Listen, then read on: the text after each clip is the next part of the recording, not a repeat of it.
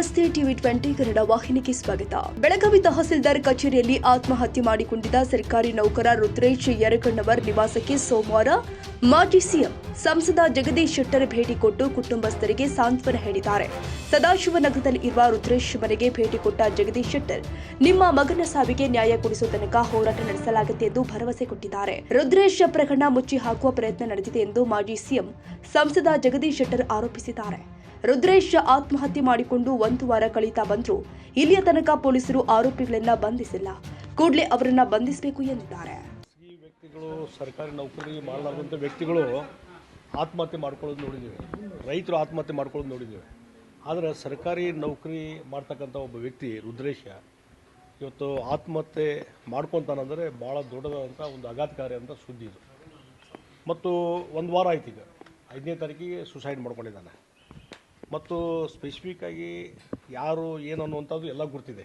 ಇದು ಕಾರಣೀಭೂತರು ಯಾರು ಅನ್ನುವಂಥದ್ದು ಏನು ಲಕ್ಷ್ಮೀ ಹೆಬ್ಬಾಳ್ಕರ್ PA ಸೋಮು ಆತ PA ಮತ್ತು ಇನ್ನೊಬ್ಬ ವ್ಯಕ್ತಿ ಮತ್ತು ಯಾರು ತಹಶೀಲ್ದಾರ್ ಇವರೆಲ್ಲ ಕೂಡಿ ಈ ರೀತಿ ಒಂದು ದೌರ್ಜನ್ಯ ಮಾಡಿ ಮತ್ತು ಹಣಕ್ಕಾಗಿ ಆತನ ಮೇಲೆ ಒತ್ತಡ ತರುವಂಥದ್ದು, ಮಾನಸಿಕ ಒತ್ತಡ ತರುವಂಥ ಇದೆಲ್ಲ ಆದಮೇಲೆ ಅದಕ್ಕೆ ಮೂಲವಾಗಿ ಸುಸೈಡ್ ಮಾಡಲಿಕ್ಕೆ ಅದೇ ಕಾರಣ ಅನ್ನುವಂಥದ್ದು ಈಗೆಲ್ಲ ಹೆಚ್ಚು ಕಡಿಮೆ ಎಲ್ಲರಿಗೂ ಗೊತ್ತಿರುವಂಥದ್ದು ವ್ಯಕ್ತಿ. ಮತ್ತು ಆತ ಅವ್ರ ತಾಯಿ ಹೇಳೋ ಪ್ರಕಾರ ರಾತ್ರಿ ಊಟ ಆದಮೇಲೆ ಯಾವುದೋ ಒಂದು ಫೋನ್ ಬರ್ತದೆ. ಫೋನ್ ಬಂದ ಮೇಲೆ ಆವಾಗಲಿಂದ ಸ್ವಲ್ಪ ಗಲಿಬಿಲಿ ಆಗ್ತಾನವ.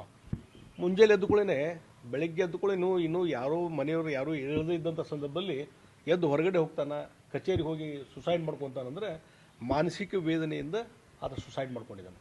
ಮಾನಸಿಕ ಒತ್ತಡ.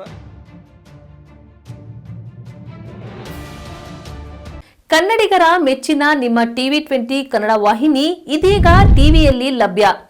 ಕರ್ನಾಟಕ ಮತ್ತು ದೇಶ ವಿದೇಶದ 360 ಡಿಗ್ರಿ ಸುದ್ದಿ ವಿವರವನ್ನ ಪಡೆಯುವುದಕ್ಕೆ ಟಿವಿ 20 ವಾಹಿನಿಯನ್ನು ಲೈಕ್ ಮಾಡಿ, ವಿಡಿಯೋಗಳನ್ನು ಶೇರ್ ಮಾಡಿ, ಕಮೆಂಟ್ ಮಾಡಿ, ಸಬ್ಸ್ಕ್ರೈಬ್ ಮಾಡಿ.